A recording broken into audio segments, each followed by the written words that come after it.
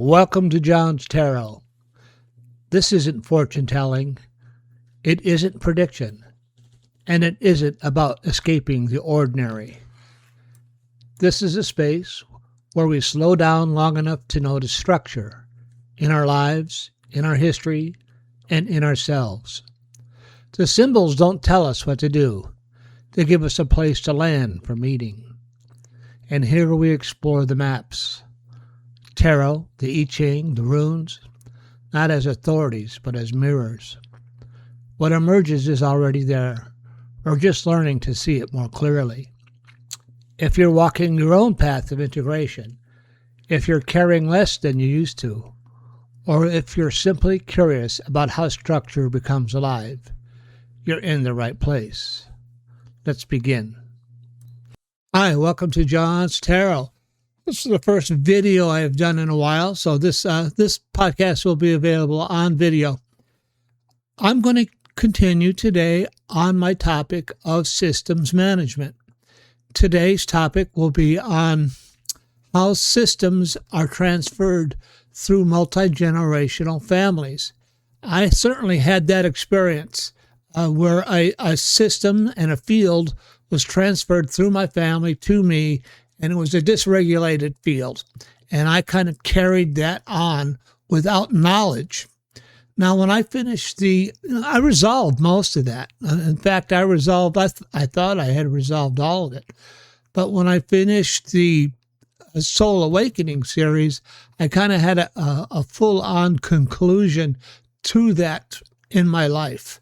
I saw it for what it was, and I brought it to conclusion. And I had this multi-generational field come to an end, something that was handed to me through my parents. I thought I was uniquely flawed, that my problems, although of my own making, I thought were my own. But there was more to it than that. There was something deeper than that. Now, I had been aware for a long time that sometimes alcoholism and these kind of problems are handed down multi-generational, and that you're handed them, and that you pick them up, and that they continue. But this is a deeper examination of how that takes place.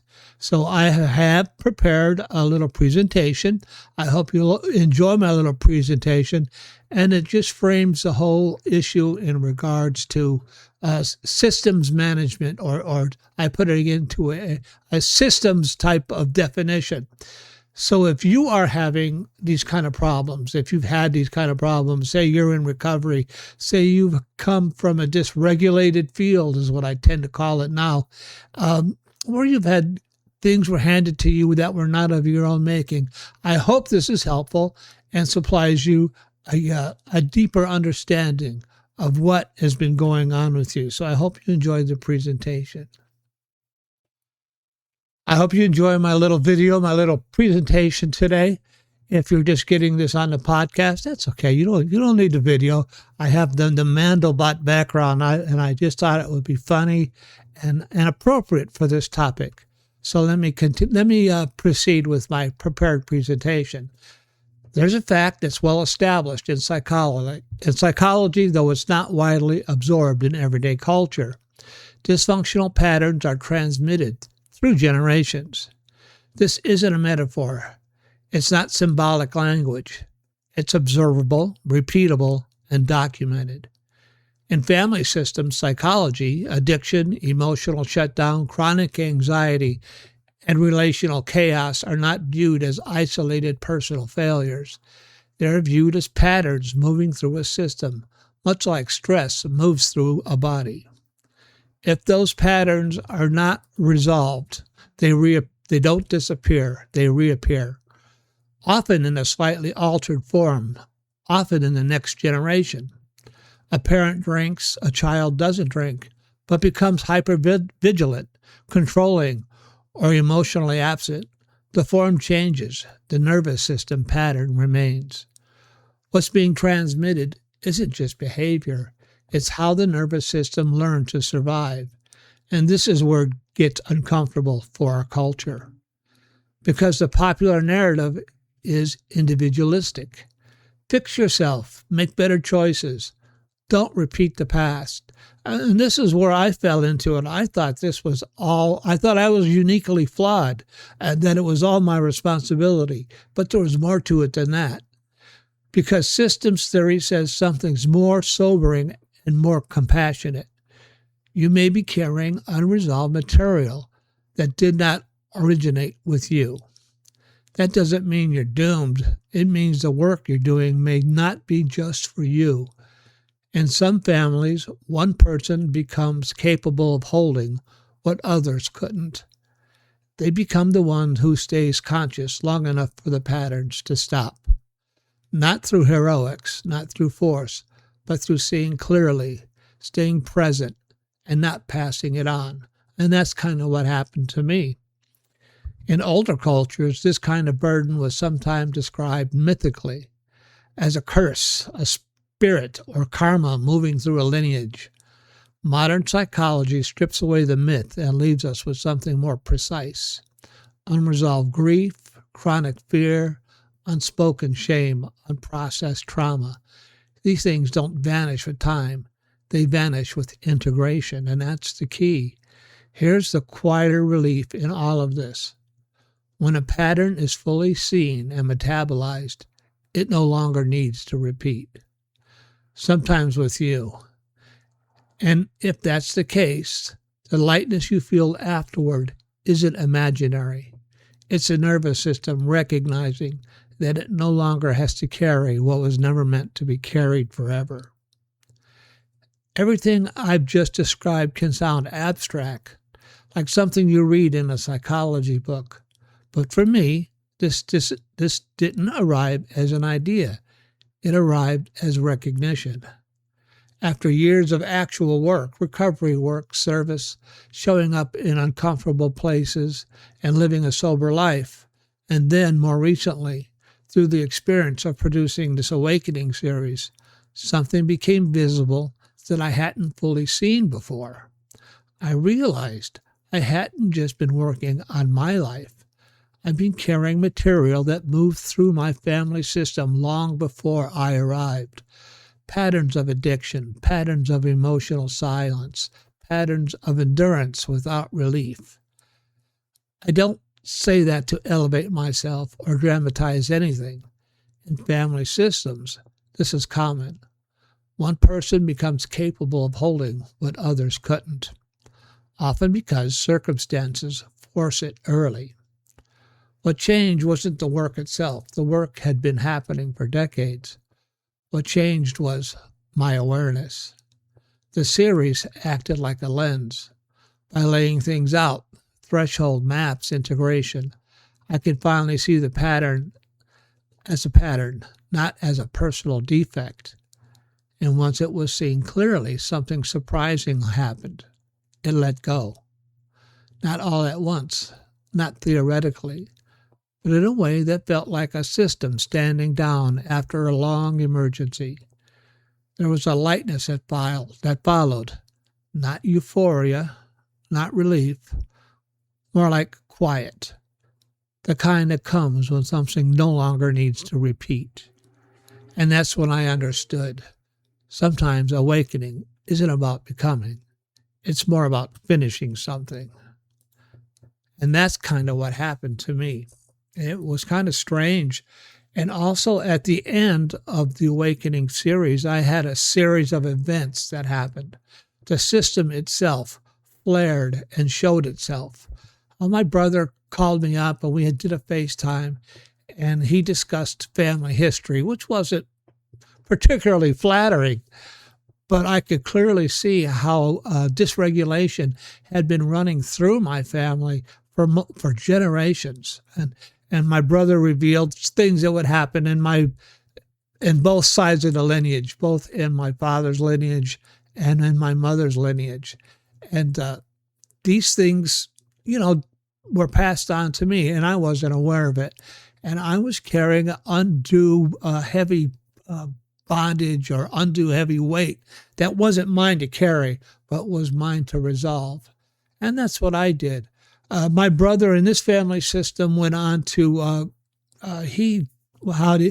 He didn't repeat the pattern, but he created a carrying on of the lineage.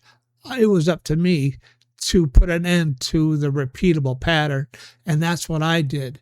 And that's when my brother revealed to me what our family history was like, what occurred to me. And it was the last flare of the system showing itself to me, and I resolved it in my life. Through the work I did in recovery, and through the work I did in the Soul Awakening series. So I hope you enjoyed my little investigation. We could take a look at it. We could do a little tarot reading on it. Let's take a look and see what the tarot has to say about resolving multi-generational dysregulated fields that are passed on through families. Well, I hope you enjoyed my little presentation. In past episodes, I've done something like I did during the series where it was threshold map integration. I might as well go ahead and continue that, and we'll do a little integration. And what I'll do is I will provide you a free tarot spread in order to take a look at these topics. This is not part of the Soul Awakening series. This is just part of what I do on John's Tarot. I'm going to give you a little free tarot spread. Okay. My ability to read tarot is a gift, an expression of divine love, and I'm here to share it with you in that same spirit. So in terms of a free tarot spread, this tarot spread it's about recognizing when a system has finished teaching whatever it is it needed to teach. And for me, tarot isn't mystical. It's a way of slowing down the mind enough for patterns to become visible. And once something is fully seen, it often lets go. So we're just going to take a look. Let's see. Let's do a ancestral field tarot reading. And for me, this is for my ancestral field that I experienced, and then I had the opportunity to let go of. And that, what was funny about the whole thing was that when the system flared at the end of the process, this didn't happen. That didn't happen in my mind, in imaginary spaces. It happened live. That manifested in the actual universe. My brother contacted me. We reviewed his genealogical information, and he told me what was going on with our past history. And bing, a little light came on for me. What we've got here is failure to communicate. So, should we get this here? There we go. So it manifests in real time. It's not just imagination. So let's do a little ancestral reading for me. How these dysregulated fields were passed down. Do a little ancestral field reading for me. Whoops. Sometimes I drop the cards. A little ancestral field reading for me. This is a 7-card spread. All right, that's good. And let's see what we get. My first card. What unresolved pattern entered my family system? It's not a person. It's not blame. The emotional weather that set everything in motion. The event often shows up as chronic fear, scarcity, loss, dislocation, survival at all costs. And that's how these things really appear. My past family members they were up against survival issues. Okay, so let's go ahead and lay out the cards. My first card, ancestral field. What unresolved pattern entered the family system? And that's the 7 of Swords. Whoops, there we go. The 7 of Swords. And that usually has to do with dishonesty, cheating, stealing, and also has to do with seeing an opportunity nobody else has seen. So at some level in my family history, there was some kind of dishonesty, and that was the unresolved pattern that entered the family system. And it had probably more had to do with survival. If we look back, 50, 60 years, more than that, heck, I'm that old. We're looking back 100 years. That my family system was really suffering for survival, and they would do whatever, and there was nothing wrong with anything they did in order to survive, and that's just how they looked at it. First transmission. How did this pattern adapt in the previous generation? That would be my mother, my father. And I already know. Where is coping strategies formed? Did it form this coping strategy in the form of addiction, control, emotional shutdown, overfunctioning, silence? Let's see what the card is. The Lovers. How did this? Well, certainly it became in my past family history. It was passed down to me. There was alcoholism, addiction, and things like that in my past family history. How does that represented in the Lovers? It has to do with if I had to make an association. Oh, this is okay. In terms of this has been going on in my family for a long time. Because what this card generally has to do with is conscious, subconscious, superconscious. So this is the pattern. This is the maladaptive pattern coming through my family system. And it came to me through my subconscious. And then in my conscious, it metabolized or materialized as my own poor behaviors. I'm coming up on 37 years of sobriety. I'm not there yet. I'm coming up on it. And it appeared as addiction. How did this first appear in this pattern adapt in the previous generation? It adapted as addiction. Certainly my father had it, and apparently, and on my mother's side, there was other issues that it appeared. It had to do with control and addiction on that side of the family too. So then the third card, the barrier, the burden carrier. How did this land in me? Well, I already talked about that a little bit. There I am. The chariot. How did this appear in me? Why you felt different? Why you carried more responsibility? Why you became the container? Why did I become the container? And I talked about that because I had the capacity to become the container. I had the capacity to hold it and look at it. And also in my history, I had different symbolic vehicles in order to help me reorient. I had the Taoism, the I Ching, I was a Buddhist, and I had those types of different things in the past. My past family history, they didn't have those things available. I also had a 12-step program, and I had all these different vehicles to help me reorient and to take a look at that. And I had the ability to hold these different things, and which allowed me to be a little different than my past, than my family. What did it cost me to carry this unconsciously? This is an important card. The death card. So what did it cost me? Oh, to get past it. It cost me a death of identity. It cost me a death of the family system. It caused me the death of relationships. It caused me, like I said, the biggest thing was the death of identity, fatigue, hypervigilance, addiction. I carried a lot in terms of addiction, isolation. I had been isolated, delayed joy. There was a lot of that type of thing. And what did it cost me to carry this unconsciously?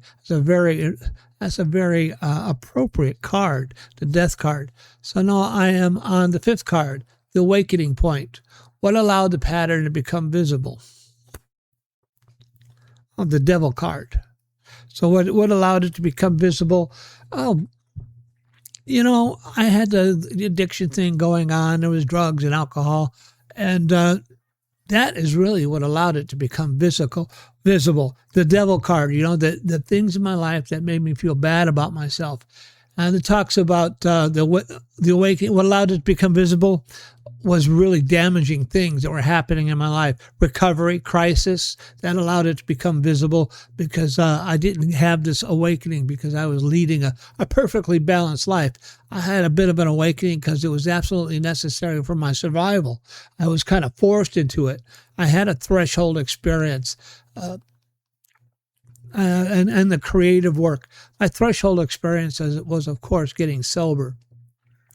When I was willing to let go of everything in order to search into a new way of life and a new way of being. And that was my threshold experience. I had the calling, and then the threshold was that entering the 12-step program and trusting that everything is going to work out. And I knew, I've been thinking about this lately, I knew at that time that there was no going back. At my threshold experience, I could either accept the path that was being offered me, that path of sobriety, or I could go back to my old way, and I knew that meant certain death. So it wasn't out of any sense of moral superiority that I got sober. It was fear of dying, and that was the awakening point for me. And that was sixth card, integration phase. What happens when the pattern is fully metabolized? I hope this comes out well. The 7. I had a little glitch there. What happens when the pattern is fully metabolized? That is the 7 of Pentacles. We'll fix this up with some editing. When it's fully metabolized, it talks about boundary, simplicity, dignity, quiet authority, rest. But it was a process. It didn't just happen fully. Like I said, I'm coming up on 37 years of sobriety. It's been a long process. It wasn't one blinding event that brought it all to my consciousness. It had been going on throughout my long period of sobriety and work and service and work I've done with the steps, work I've done with the tarot, work I've done with other symbolic methods that brought this to the surface. And what happens when the pattern is fully, this is the integration phase. What happens when the pattern is fully metabolized? I just felt more whole. I felt lighter. I felt a little bit of resentment, actually, that I had to be the container for all the family trash pile. But I was the only one who was able to hold those ideas, to hold the concepts and look at it. I hopefully, in a spiritual sense, I hope my ancestors are happy that they are freed from what they passed on to me and they can move on. And in my own life, I just feel lighter. It makes more sense. And it just makes an easier life path for me. And then the 7th card, the inheritance forward, what no longer needs to be passed on. I already know that. And then the card is, the world. How interesting is that, the way these cards come out? The world is the end of a cycle, the end of a long cycle, the end of a long repeating cycle. I don't know how many generations this went back. I traced it back to the 1900s when the family came over from Europe. But it's the end of a cycle, and it all made sense to me. Once I saw the cycle, once I saw the system, and once I saw for what it was, and once I saw the dysregulated fields, how those manifested throughout my family history, it all made sense to me. And then how my own life had to be the one where it all came to a head, where now the system is no longer transmitted to the next generation. It all made sense, and it was the end of a cycle. It was the end of a long cycle, and that's the world card. So, Goodbye, Professor Marvel, and thanks a lot! Well, it was my pleasure. I hope you enjoyed my little podcast for this week. If you have an idea for other topics, let me know. I have some ideas for topics moving forward. Let me see. Have you found the systems management topic interesting? It's been an interesting journey for me. I did not know that these things coexisted as almost as life forms occupying the same space that I do, almost as they're like artificial life forms, and they occupy the same space as I do, and I've been totally unaware of it. And as I increase my knowledge and my awareness of these systems, I see how they coexist right next to us, so we don't even realize it. And they have properties which are very similar to living organisms. So it's been very fascinating for me. So until next week, be careful, be cool, be kind, and remember, have courage, find faith, and I will see you all again next week. Okay, bye-bye. Have a great week.